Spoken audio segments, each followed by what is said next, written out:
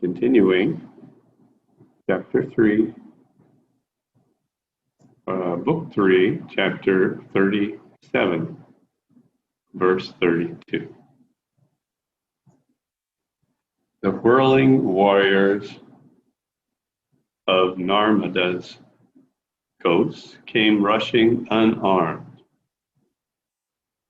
into a field and began to mock, deride, flout, and move about in their merry mood. Low-statured stalwarts came with bells jingling on their waistbands, flinging their arrows in the air and throwing showers of their darts. The soldiers of CB were pierced by spears, hurled by the kuntas. They fell as dead bodies in the field, but their spirits fled to heaven in the form of Vidyadharas. A mighty light-footed army took possession of the field, and in its quick march laid the Pandarangas groveling on the ground.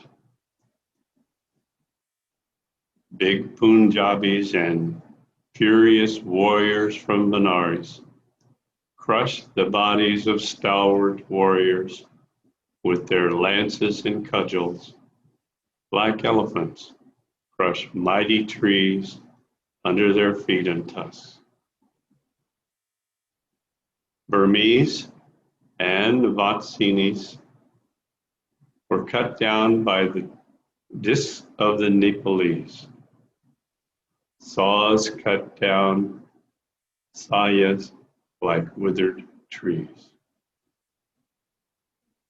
Heads of white kaka were lopped off with sharp axes. Their neighboring princes of the Bhadras was burnt down by the fiery arrows. Matangas fell under the hands of Kashtayodas, like old unchained elephants fall into a miry pit.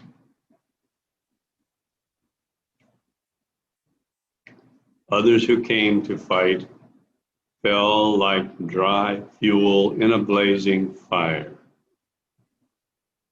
Mitragartas fell into the hands of Trigartas and were scattered about the field like straws, and having their heads struck off as they fled, they entered the infernal regions of death. The weak vanilla force falling to the hands of a Magadha army that resembled a sea, gently shaken by the breeze, went down in the sands like thin, aged elephants. Chettis lost their lines fighting the Tongans and lay withered on the battlefield like scattered flowers fading under the shining sun. Kosalas were unable to withstand the war cry of the deadly Pauravas, routed by showers of clubs, arrows, and darts. Those pierced by pikes and spears looked like coral plants, red with blood all over their bodies, and fled to the sheltering hills like red-hot suns to the setting mountain. Flights of arrows and weapons carried away by strong wind moved in the air like cloud fragments with a swarm of black bees hovering under them. Flying arrows wandering with the roar of elephants appeared to be showering clouds. Their feathers appeared as the woolly breed. Their reedy shafts seemed like trees. Wild elephants and people of the plains were all torn to pieces like bits of torn linen. War chariots with broken wheels fell into the pits like the broken crags of mountains. The enemy stood upon their tops like a thick mist or cloud. The hosts of stalwart warriors meeting on the battlefield gave it the appearance of a forest of palm and tamara trees. But when weapons chopped off their arms, they made it appear like a mountainous wood with clumps of stunted pine trees. The youthful maidens of paradise were filled with joy and glee to find the groves of their native hill, Meru, full of brave champions fallen in the field. The forest of the army howled in a tremendous war until it was burnt down by the all-devouring fire of the enemy.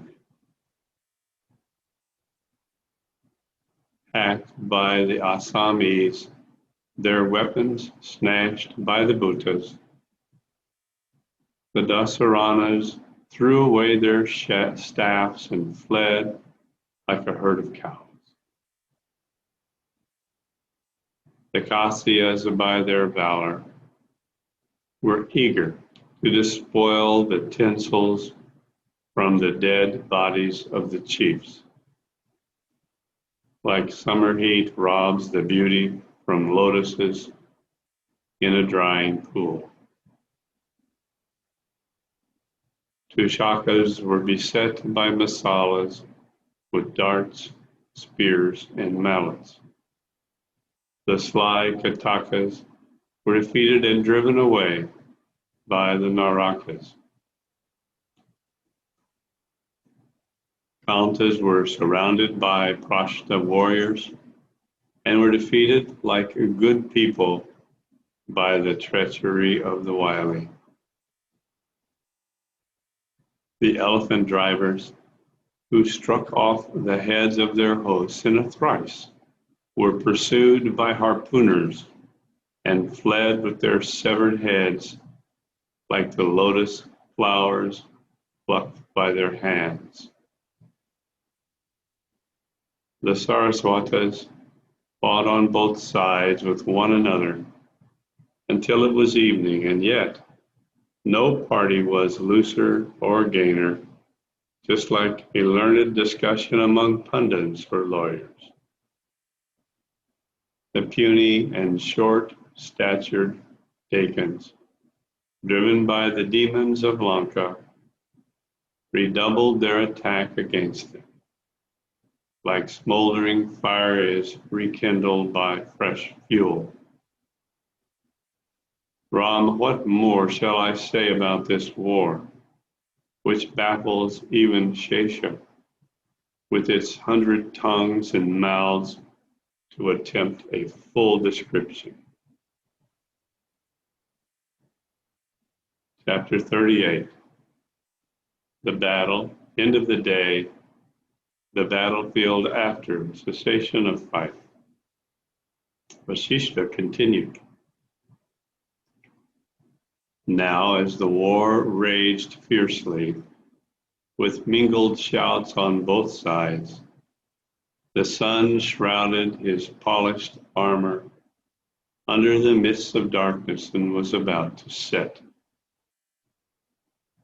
The waters of limpid streams glided over the showers of stones, flung by the forces that fell on the fading clusters of lotuses growing in them. The clashing of shafts and darts glittered like flashes of fire in the sky, and waves of arrows were seen, now approaching close and then receding at a distance. Below, severed heads floated in whirlpools of blood, like loose lotuses, while above, the sea of heaven was filled with flying weapons, moving like marine animals. The rustling of the breeze and the whistling of clouds of weapons frightened the area masters and woodland apes with fear of an approaching rain. The day declined after it had run its course of 8 watches and assumed the graceful countenance of a hero returning in glory after he has fought his battle. The army, like the day, declined in splinter, being battered in its cavalry and shattered in its force of elephants. Army commanders, in concert with the ministers of war, sent convoys to the hostile parties for a truce to the fighting. Both parties, seeing how much they lost in the engagement, agreed to a truce, and the soldiers gave their assent with one voice. They hoisted their soaring banners of truce on the tops of the highest chariots, and a mounted crier on each side proclaimed the truce to the armies below. They unfurled white flags on all sides, which, like so many moons in the gloom of night, proclaimed peace on earth by cessation from fighting.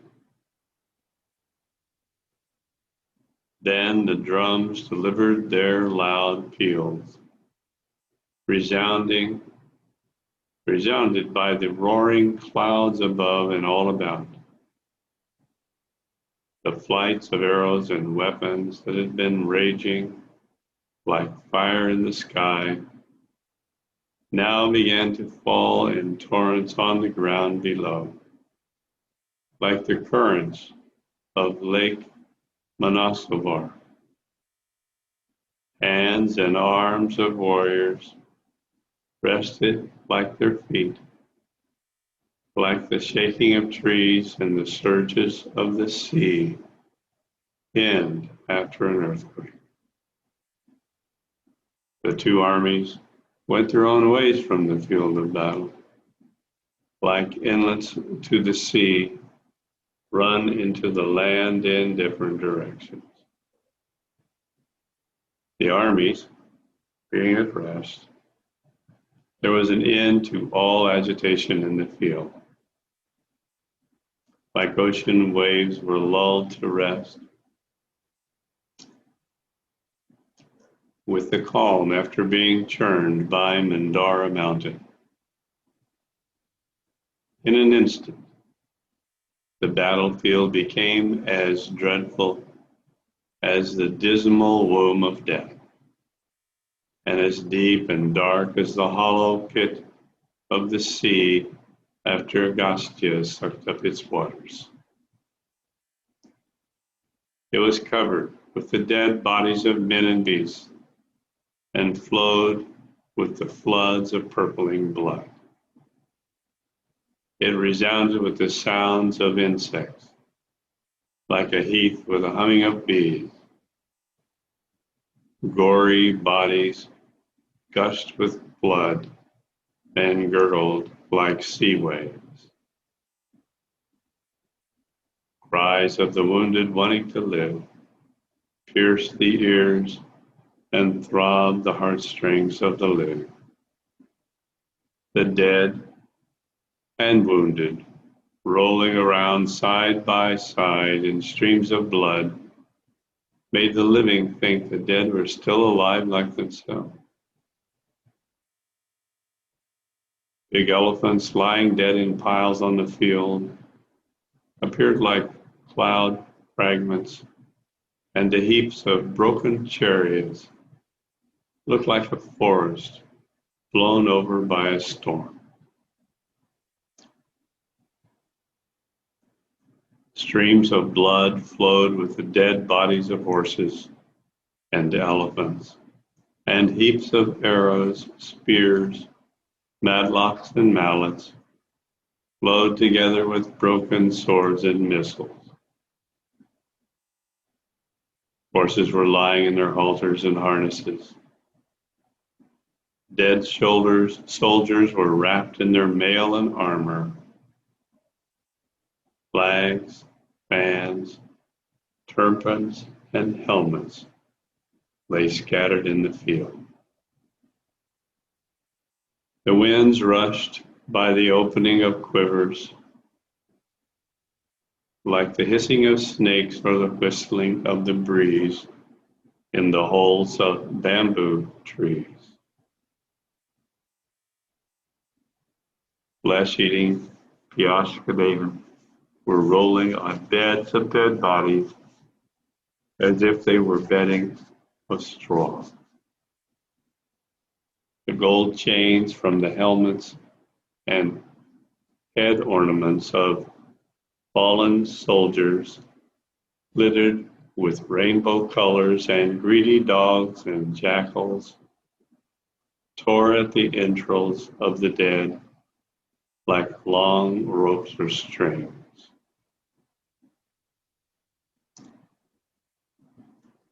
The wounded were gnashing their teeth in the field of blood like croaking frogs in a miry pool of blood. Those dressed in party-colored coats with 100 spots now had their arms and thighs flushing in 100 streams of blood.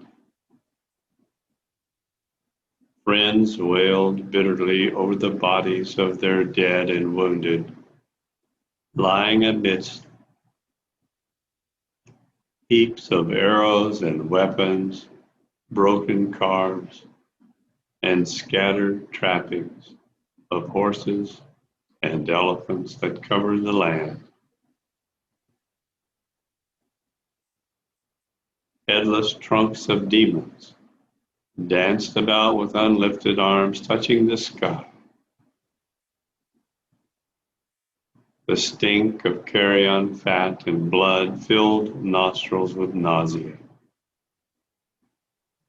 Elephants and horses of noble breed lay dead or gasping with their mouths gaping upward. Streams of blood dashing against their rock-like bodies beat as loudly as drums. Blood gushing out of the wounded horses and elephants ran like that of a wounded whale into 100 streams. Blood sprouting from the mouths of dying soldiers flowed into 100 channels. Those pierced with arrows in their eyes and mouths uttered an inaudible voice with their last gasp of death. Those pierced in their bellies had their bowels gushing out with a horrible stench. The ground was reddened with thickened blood, issuing out of the wounds. Half-dead elephants grasped headless trunks with their trunks, while the loose horses and elephants that had lost their riders were trampling over dead bodies at random. The weeping, crying, and tottering wives of fallen soldiers fell upon their dead bodies, weltering in blood, embracing them closely by their necks, then made an end of themselves with the same weapon. Groups of soldiers were sent with guides to fetch dead bodies from the field. Hands of their living companions were busily employed dragging the dead. The field had become a wide river, running with waves of blood, breaking into 100 whirling streams, and carrying severed heads like lotuses, and the torn braids of hair floating like bushes. Men were busy taking weapons from the bodies of the wounded, who lamented loudly on their dying in a foreign land, and losing their armor, arms, horses, and elephants. Dying souls remembered their sons and parents, their dear ones, and their adored deities. They called out their names and sighed and sobbed with heart-rending sound. The brave who died cursed their fates, and those who fell fighting elephants blamed the ungodly God they had adored in vain. Cowards, fearing to be killed, resorted to base flight. But the dauntless brave stepped forward into the whirlpools of blood. Some, suffering under the agony of arrows stuck in their mortal parts, thought upon the sin of their past lives that brought such pain upon them.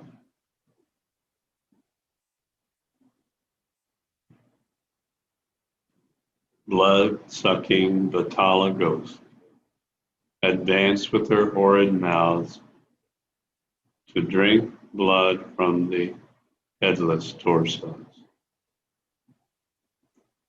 Below, the floating flags, umbrellas, and fans looked like white lotuses in a lake of blood, while from above the evening stretched her train of stars like red lotuses in an ethereal sea. The battlefield looked like an eighth sea of blood. The war chariots were its rocks, and their wheels its whirlpool. The flags were its foam and froth, and the white fans its bubbles. The field of blood with scattered chariots, plunged in mud and mire and covered with broken pieces of woods, looked like a tract of land devastated by a hurricane. It was as desolate as the country burned by a fire, or like the dry bed of the sea sucked up by the sage Agastya. It was like a district devastated by a sweeping flood. The battlefield was filled with heaps of weapons, as high as the bodies of big elephants lying dead about the ground.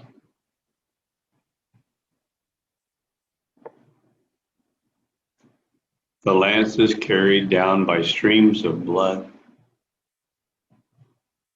were as big as the palm trees growing on the summits of mountains.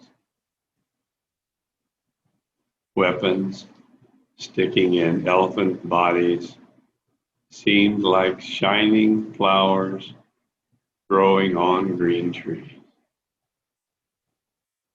Their entrails torn and carried away by vultures spread a fretted network in the sky.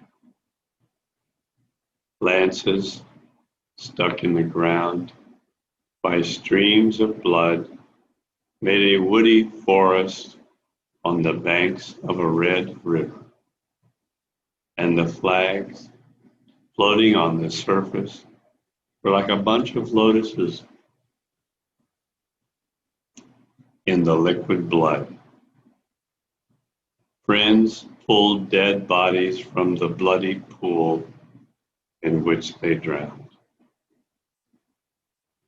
and men marked the bodies of big elephants by the jutting weapons sticking in them. Trunks of trees that had their branches lopped off by the weapons looked like headless bodies of slain soldiers, and the floating carcasses of elephants seemed like so many boats swimming in a sea of blood, while garments swept down by the current looked like froth on the pool of blood. They were picked up by servants sent to search them out. The demonic bodies of headless soldiers were rising and falling in the field, hurling large wheels and discs upon the flying army on all sides. Dying warriors were frothing forth floods of blood from their throats, and stones stained with blood were inviting greedy vultures to devour them. Then there were groups of Sutala, Betala, and Utala demons and ghosts dancing about the field with their war dances, whirling the broken bits of war chariots upon the flying soldiers on all sides. The stir and last gasp of the dying were fearful to behold, and the faces of the dying and the dead, covered in dust and blood, were pitiful to the beholder. Devouring dogs and ravenous ravens had pity as they saw the last gasp of the dying. Carrion feeders were howling and fighting over carcasses until many of them became dead bodies from fighting each other. Now I have described the sea of blood that flowed fast with the gore of unnumbered hosts of horses, elephants, and camels, and of warriors and their leaders, and the multitude of cars and war chariots. But it became a pleasure garden to the god of death, delighting in his bed of bloodshed and grove of weapons strewn all around. Chapter 39. The battlefield, infested by nocturnal fiends. Vashishta speaking. Now the blood-red sun set down in the west like a hero red with blood. The sun hid its luster, which was dimmed by the brightness of the weapons of war, in the western main. The sky, which had reflected the blood-red flush of the field of blood, was now dimmed by the setting of the glorious sun and darkened by the veil of evening.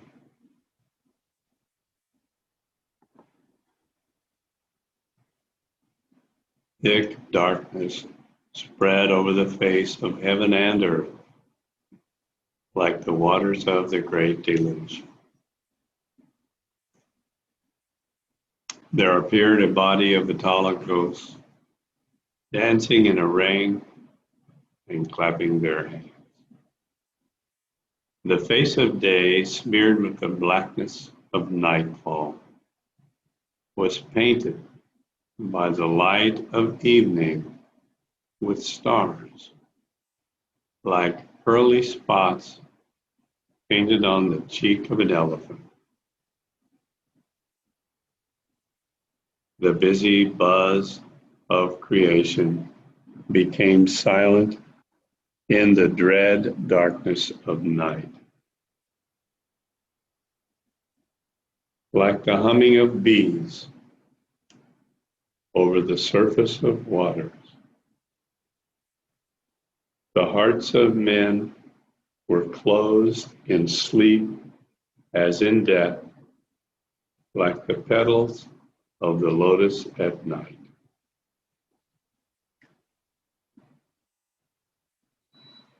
Birds lay in their nests with folded wings and crests, like dead bodies were lying in the field, covered with their wounds and weapons. Then fair moonbeams shone above, and white lotuses were blown below. The hearts of men were gladdened, and the victors felt joyous in themselves. The ruddy evening assumed the shape of the blood-red sea of battle, and the fluttering bees now hid themselves like the faces of falling shoulders.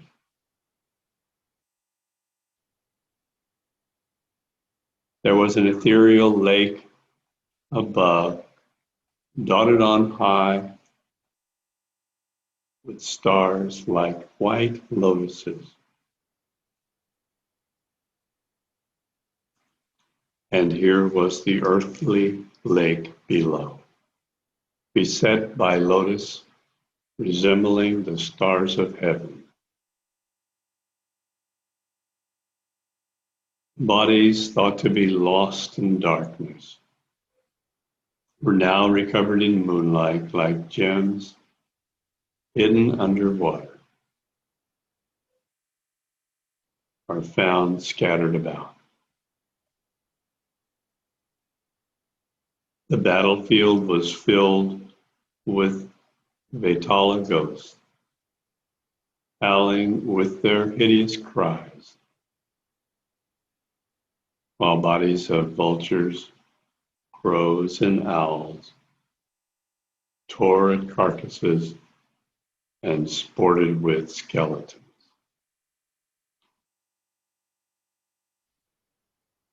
Funeral pyres blazed as brightly as the starry frame on high, and the fires consumed dead bodies with their bones and clothing.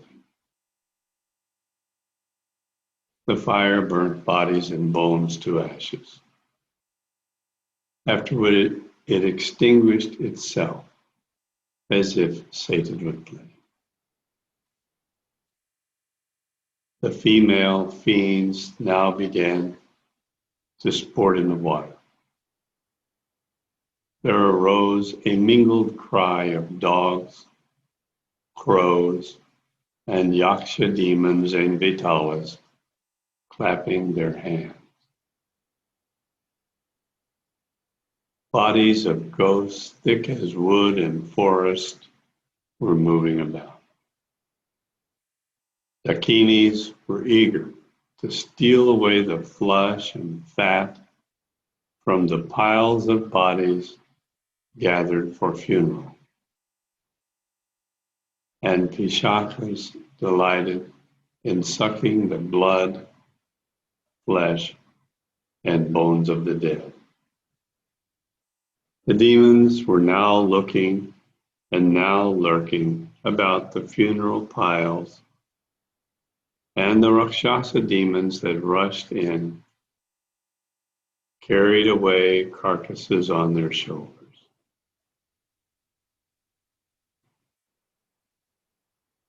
There came also bodies of ferocious Kumbhandas and big Damaras, uttering their barbarous cries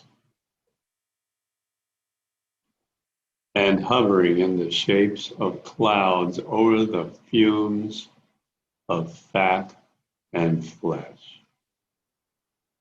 Bodies of Vitalas stood in the streams of blood like earthly beings and snatched the skeletons with hideous cries. Vitala younglings slept in the bellies and chests of the elephants,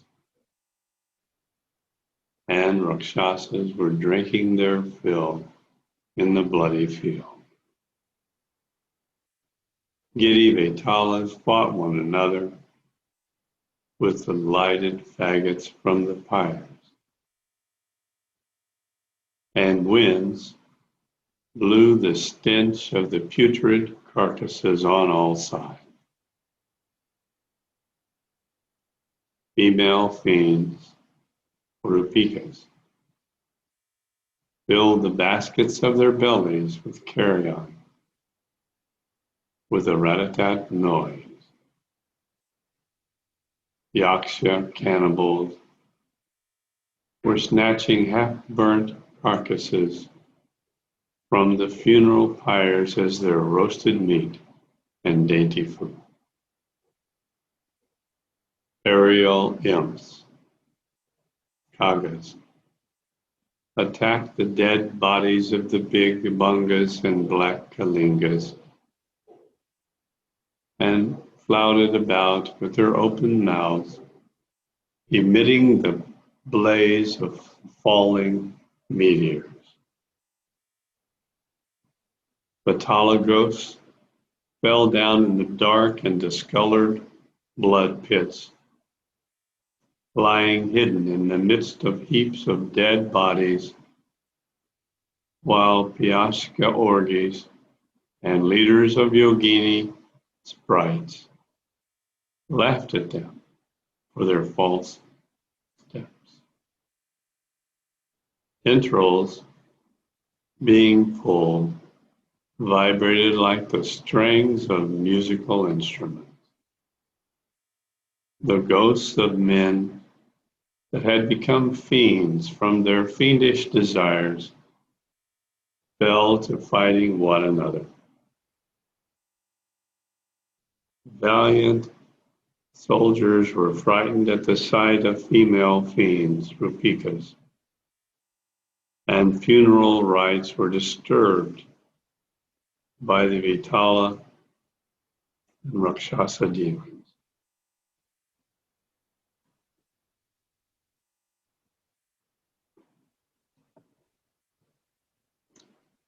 The demons of the night,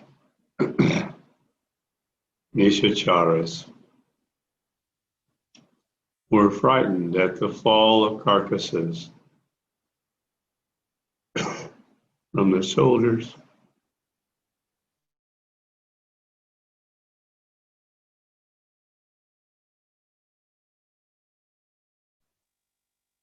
from the shoulders of elves, rupikas, who were carrying them aloft in the air,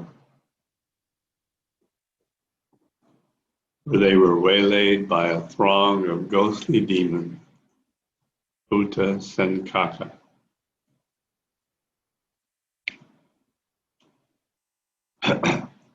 Many dying bodies were lifted with difficulty by demons who, when they found the bodies unfit for their food, let them fall dead on the ground.